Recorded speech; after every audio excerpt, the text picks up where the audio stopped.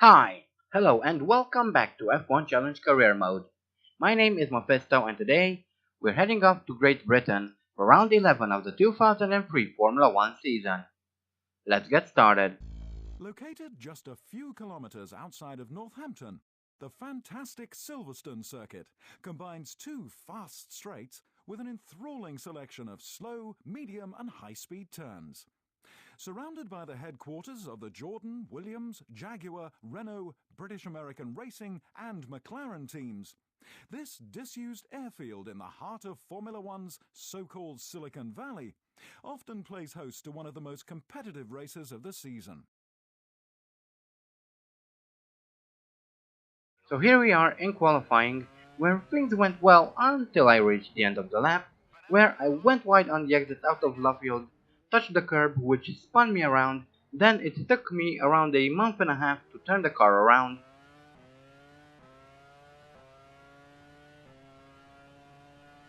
And that is a 135.332, meaning we will most definitely start from the back unless someone gets disqualified. Hello there. Welcome to Great Britain. The weather, as so often is the case here, is just wonderful. Over 30 degrees and climbing. It's a fantastic day for Formula One.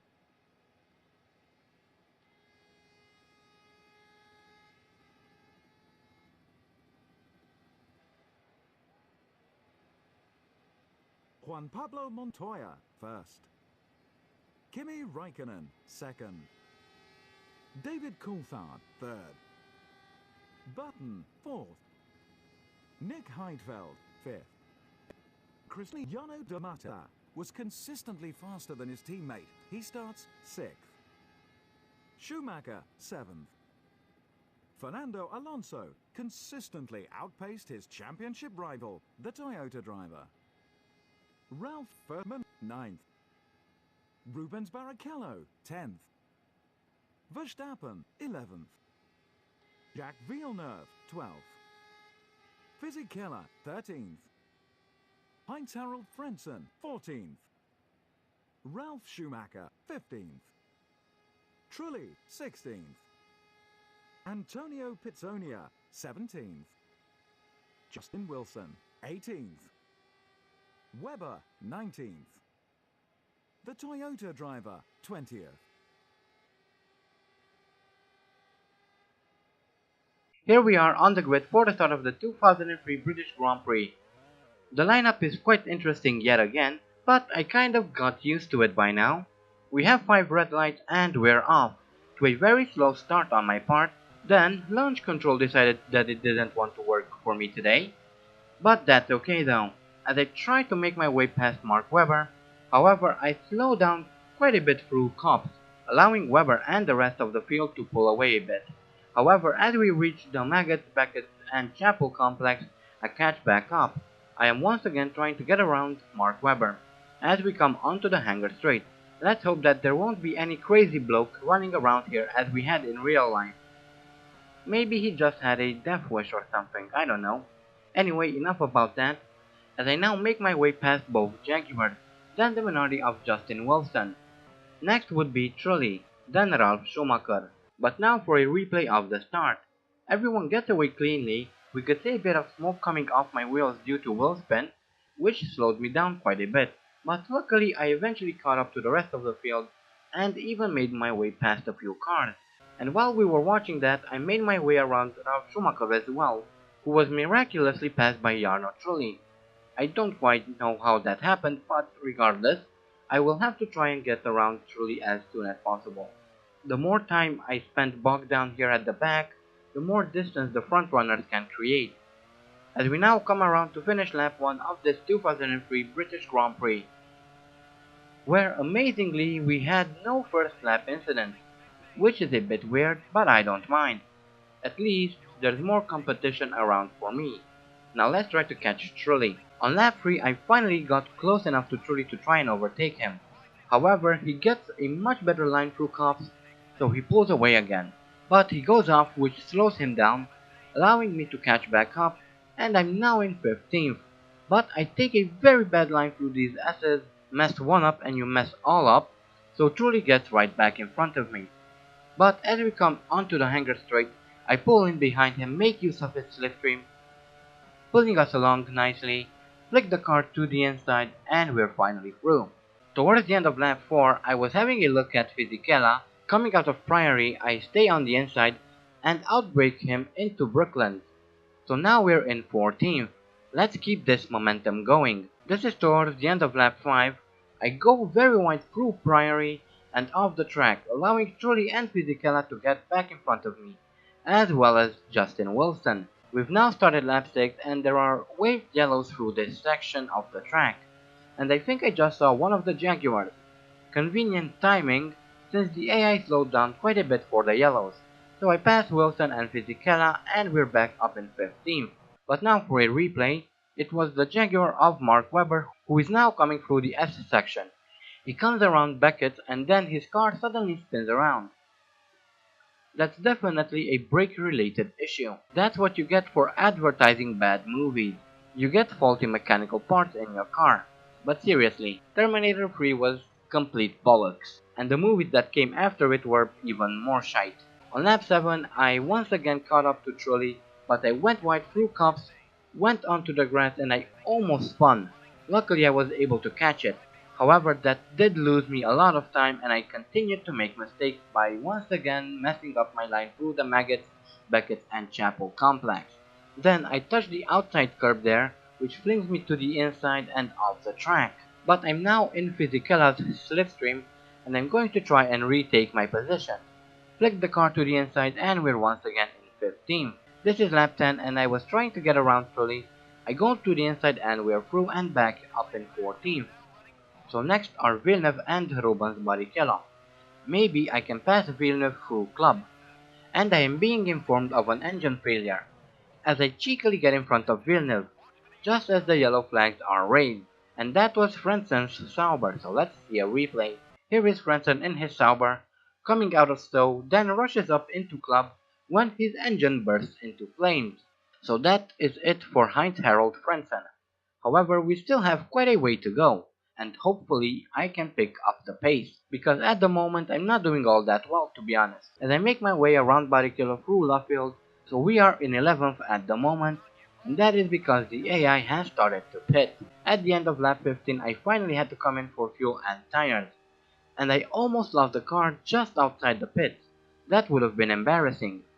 What happened there was I braked a bit too hard, locking up my wheels, causing me to slide.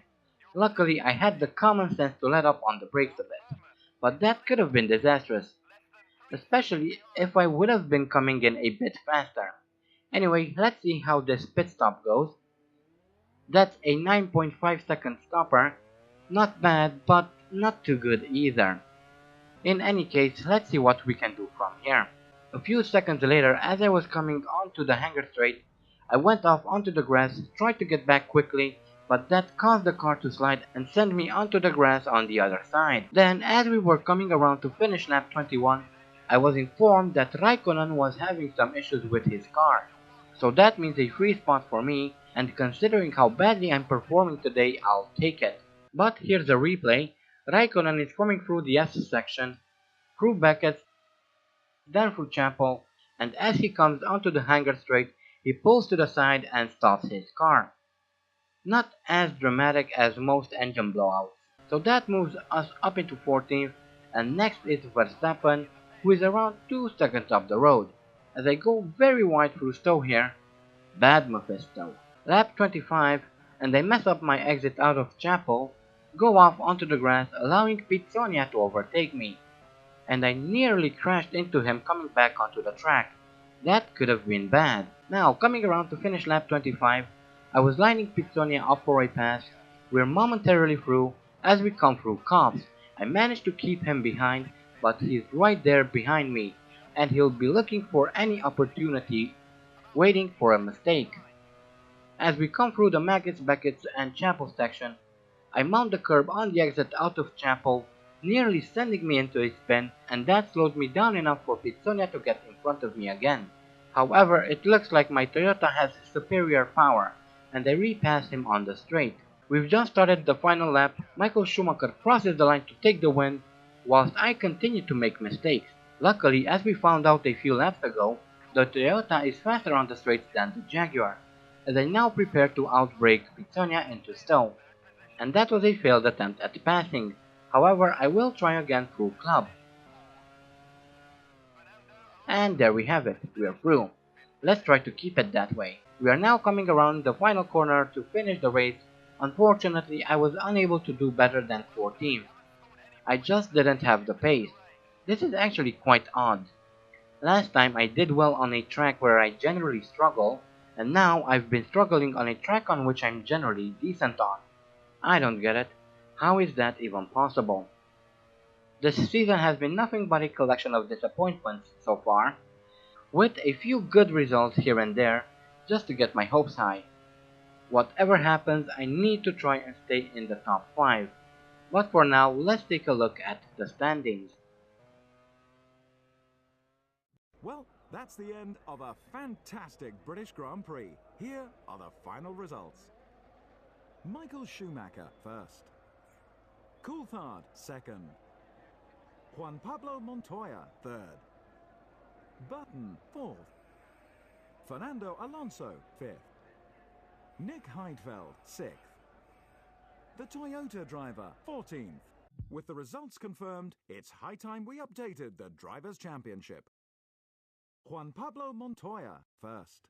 Montoya leads the championship with 48 points, Coulthard is second with 45 points, Michael Schumacher is third with 44 points, Alonso fourth with 40 points, we are in fifth with 36 points, teammate Damata is sixth with 34 points, in seventh we have Raikkonen with 32 points, eighth is shared by Ralf Schumacher and Heidfeld with 20 points, in ninth we have Button and Furman with 16 points, Villeneuve 10th with 15 points, Wilson 11th with 14 points, Webber is 12th with 9 points, Fisichella and Verstappen share 13th with 6 points, Frentzen and Pizzonia share 14th with 5 points, and Barrichello is 15th with 3 points. McLaren move further ahead at the top of the Constructors' Championship. Toyota are second, followed by the third place Williams. In the Constructors' standings, we have McLaren in the lead with 77 points, our team in second with 70 points, Williams are third with 68 points, Ferrari fourth with 47 points, Renault are fifth with 40 points, in sixth we have BAR with 31 points, Sauber are seventh with 25 points, Jordan eighth with 22 points, Minardi are ninth with 20 points, and in 10th we have Jaguar with 14 points. So that was quite a disappointing race. I really wasn't expecting this, especially since I had very good results here in the past. But I guess you can't always be that lucky. And we are slowly nearing the end of this season, so I need to try and stay focused. I really wouldn't want to drop below the top 5. But anyway, our next race is the German Grand Prix at Hockenheim, where last time I ended up retiring. Hopefully I'll do a bit better this time. But until then, I hope you guys enjoyed this video. Thank you all so much for watching, and as always, stay sharp.